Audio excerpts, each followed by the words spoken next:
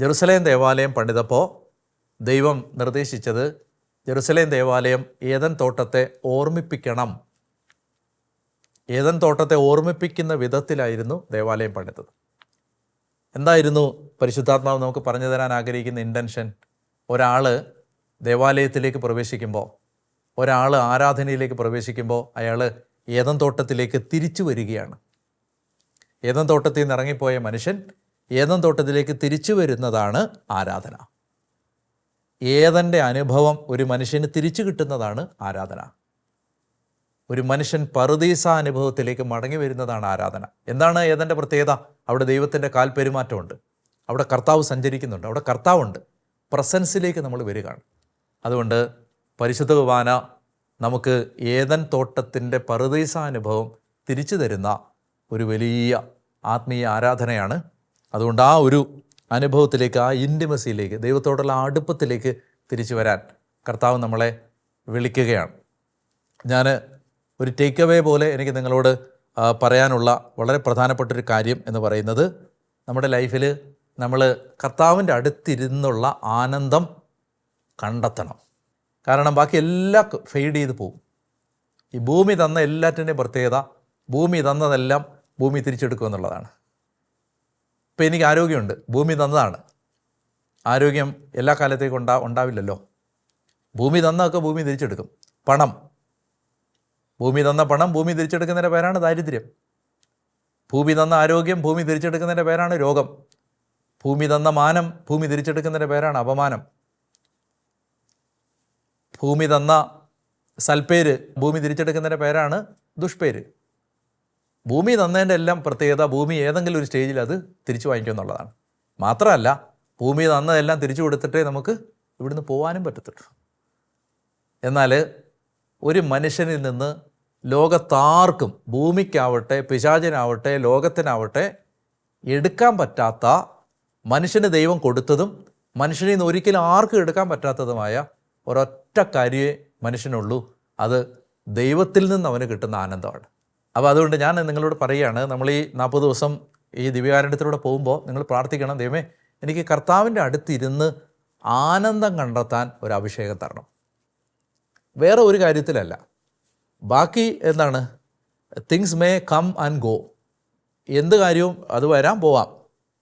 ആരോഗ്യം വരാൻ പോവാം, സമ്പത്ത് വരാൻ പോവാം, മാനം വരാൻ പോവാം, പേര് വരാൻ പോവാം. അതിലല്ല നമ്മുടെ ആനന്ദം കിടക്കുന്നത്. നമ്മുടെ ആനന്ദം കർത്താവിൽ.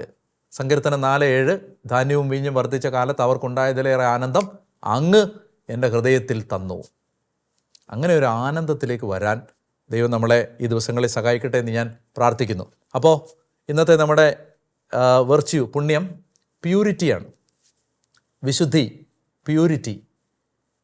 അപ്പോൾ നമ്മൾ ഇതൊരു വലിയ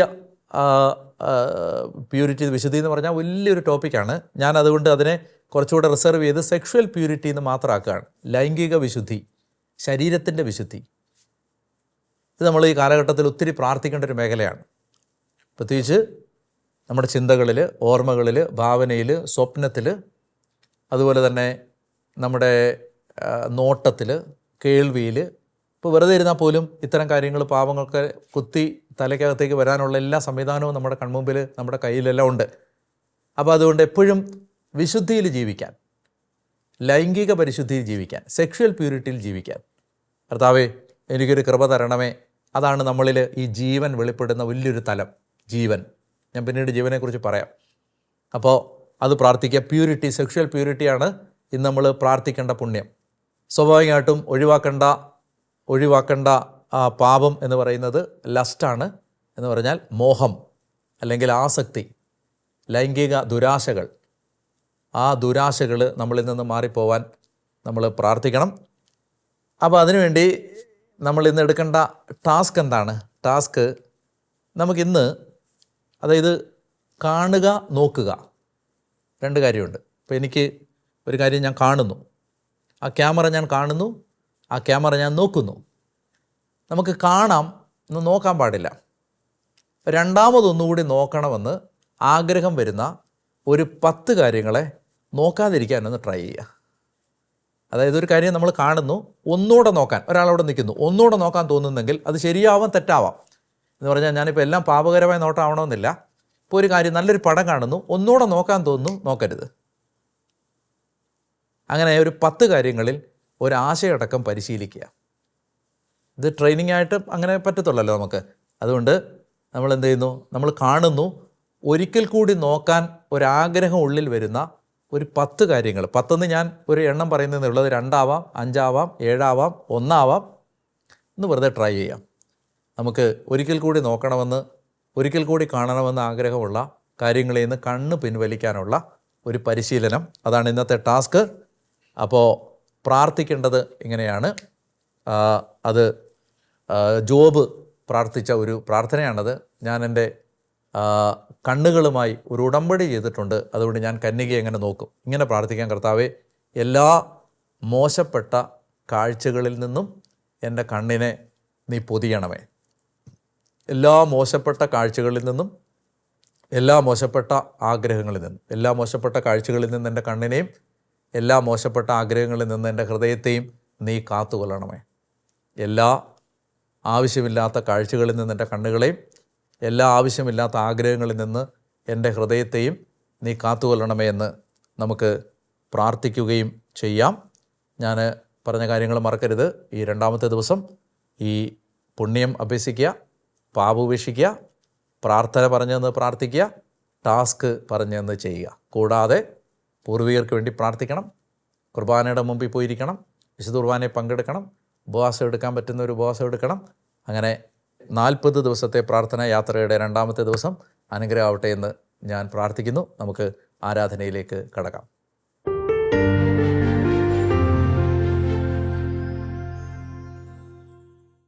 പരിശുദ്ധ പരമാദിവ്യകാരുണ്യേശോയ്ക്ക് നേരവും ആരാധനയും സ്തുതിയും പുകഴ്ചയും.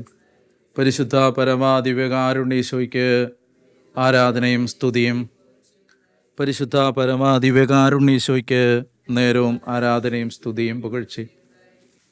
ദിവ്യകാരുണ്യ വിമോചന ശുശ്രൂഷയുടെ 2ാമത്തെ ദിവസം കർത്താവിൻ്റെ കരങ്ങളിലേക്ക് നമ്മുടെ ജീവിതത്തെ നമുക്ക് കൊടുക്കാം. ഇന്ന് ദൈവം തന്ന എല്ലാ നന്മകൾക്കും നമുക്ക് നന്ദി പറയാം. ദൈവത്തിൻ്റെ അനുഗ്രഹം നമ്മൾ സ്വീകരിച്ച എല്ലാ സാഹചര്യങ്ങളെയും നമുക്ക് ഓർക്കാം. ഇന്ന് ആരോഗ്യത്തോടെ ജീവിക്കാൻ നമ്മൾ വീഴാതെ താങ്ങി നിർത്തിയ, നമുക്ക് സന്തോഷം തന്ന, അനർത്ഥാപത്ത് അപകടങ്ങളിൽ നിന്നെല്ലാം നമ്മളെ രക്ഷിച്ച അവിടുത്തെ കാരുണ്യത്തെ ഓർത്ത് നന്ദി പറയാം. നല്ല കർത്താവേ ദൈവമേ, നിൻ്റെ നാമത്തെ ആരാധിക്കുന്നു, സ്തുതിക്കുന്നു. പരിശുദ്ധ കുർബാനയിൽ എഴുന്നള്ളിയിരിക്കുന്ന ലോകമെമ്പാടുമുള്ള സക്രാരികളിൽ, ബലിപീഠങ്ങളിൽ ഞങ്ങളോടുള്ള സ്നേഹത്തെ പ്രതി എഴുന്നള്ളി വരുന്ന അങ്ങേക്ക് മഹത്വവും സ്തുതിയും ആരാധനയും സമർപ്പിക്കുന്നു. ഞങ്ങളെ ഈശോ എത്രമാത്രം സ്നേഹിച്ചുവെന്നറിയാൻ ഞങ്ങൾ കുരിശിലേക്ക് നോക്കുന്നു. ഞങ്ങളെ ഈശോ എത്രമാത്രം സ്നേഹിക്കുന്നുവെന്നറിയാൻ ഞങ്ങൾ പരിശുദ്ധ കുർബാനയിലേക്ക് നോക്കുന്നു. ഞങ്ങളോടുള്ള സ്നേഹത്തെ പ്രതി ജീവൻ തുടിക്കുന്ന ഹൃദയത്തോടെ ഞങ്ങളെ കാത്തിരിക്കുന്ന ആ ദിവ്യമായ സ്നേഹമേ, ഞങ്ങളങ്ങേ ആരാധിക്കുന്നു. ഈ ആരാധന ഞങ്ങളുടെ പാപപരിഹാരമായി അങ്ങ് സ്വീകരിക്കണമേ.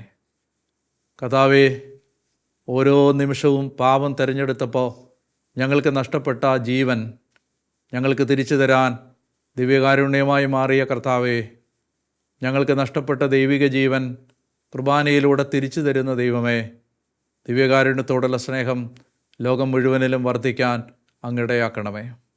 കർത്താവേ, ഈ നിമിഷം ഈ ശുശ്രൂഷയിൽ സംബന്ധിച്ചു കൊണ്ടിരിക്കുന്ന മക്കൾക്ക് പരിശുദ്ധ കുർബാനയിലൂടെ ലഭിക്കുന്ന ആ നിത്യജീവൻ്റെ അമർത്യതയുടെ ഔഷധം എന്താണെന്ന് തിരിച്ചറിയാൻ കൃപ കൊടുക്കണമേ എന്ന് പ്രാർത്ഥിക്കുന്നു. ഒരു ദിവസം പോലും കുർബാന മുടക്കാതിരിക്കാനുള്ള അഭിഷേകം ഞങ്ങൾക്കെല്ലാവർക്കും തരണമേ എന്ന് പ്രാർത്ഥിക്കുന്നു. ദിവ്യകാരുണ്യേശോയെ, നിൻ്റെ സാന്നിധ്യം കൊണ്ട് ലോകം മുഴുവനെ നിറയ്ക്കണമേ. ഈ സമയത്ത് ഹൃദയം തകർന്ന മക്കളെ സ്പർശിക്കണമേ. കർത്താവേ, ഞങ്ങളിന്ന് പരിശുദ്ധിയുള്ളവരായി ജീവിക്കാൻ അങ്ങയുടെ സഹായം യാചിക്കുന്നു. പ്രത്യേകിച്ച് ശരീരത്തിൻ്റെ വിശുദ്ധി പാലിക്കാൻ കൃപ തരണമേ. മോഹങ്ങളിൽ നിന്ന് ഞങ്ങളുടെ കണ്ണുകളെയും ഹൃദയത്തെയും അവിടുന്ന് കാത്തുകൊള്ളണമേ.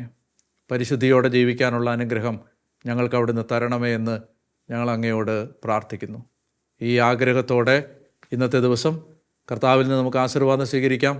ഈ ദിവ്യകാരുണ്യ ആശീർവാദം സ്വീകരിക്കുമ്പോൾ കഴിഞ്ഞകാല ജീവിതത്തിൽ നമ്മുടെ ജീവിതത്തിൽ പ്രത്യേകിച്ച് ശരീരത്തിൽ വന്നുപോയ പാപങ്ങൾക്ക് കർത്താവെ പരിഹാരം തരണമേ എന്ന് പ്രാർത്ഥിക്കാം. അതുപോലെ തന്നെ കൂടുതൽ ശരീരവിശുദ്ധിയോടെ ജീവിക്കാനുള്ള അഭിഷേകവും ഈ പരിശുദ്ധ കുർബാനയുടെ ആശീർവാദത്തിലൂടെ നമുക്ക് യാചിക്കുകയും ചെയ്യാം. കർത്താവായ ദൈവമേ, ഈ ആശീർവാദം സ്വീകരിക്കുമ്പോൾ അവിടുത്തെ നാമത്തിൽ ഈ മക്കളെ ആശീർവദിച്ച് അനുഗ്രഹിക്കുമ്പോൾ ശരീരത്തിൽ വന്നുപോയ എല്ലാ തെറ്റുകൾക്കും കർത്താവെ അവിടുത്തെ കുരിശിലെ രക്തം പരിഹാരമായി മാറട്ടെ എന്ന് പ്രാർത്ഥിക്കുന്നു. ദൈവമായ കർത്താവെ, ശരീരത്തിൻ്റെ വിശുദ്ധി പാലിക്കാൻ പ്രയാസപ്പെടുന്ന അവിടുത്തെ എല്ലാ മക്കൾക്കും വേണ്ടി ഈ സമയത്ത് കർത്താവെ നിൻ്റെ ആശീർവാദം തരണമേ എന്ന് അപേക്ഷിക്കുന്നു. ദൈവമായ കർത്താവെ, ദൈവമേ, ശരീരത്തിൽ വിശുദ്ധി പാലിക്കാനും ആത്മാവിൽ നിറവുള്ളവരായി ജീവിക്കാനും ഈ ആശീർവാദം ഞങ്ങളെ സഹായിക്കണമേ. രോഗികൾ സുഖം പ്രാപിക്കണമേ. ഹൃദയം തകർന്നവർ ബലം പ്രാപിക്കണമേ. പ്രതീക്ഷ നഷ്ടപ്പെട്ടവർ ഹൃദയത്തിൽ ആനന്ദമുള്ളവരായി മാറണമേ. കർത്താവിൻ്റെ കരം ദൈവമേ ഈ ആശീർവാദത്തിലൂടെ ഇത് സ്വീകരിക്കുന്ന എല്ലാ മക്കളിലേക്കും ഒഴുകണമേ എന്ന് പ്രാർത്ഥിക്കുന്നു. ഈശോ മിശിഹായുടെ പരിശുദ്ധ നാമത്തിൽ തന്നെ ആമേൻ. പരിശുദ്ധ പരമ ദിവ്യകാരുണ്യ ഈശോയ്ക്ക് നേരവും ആരാധനയും സ്തുതിയും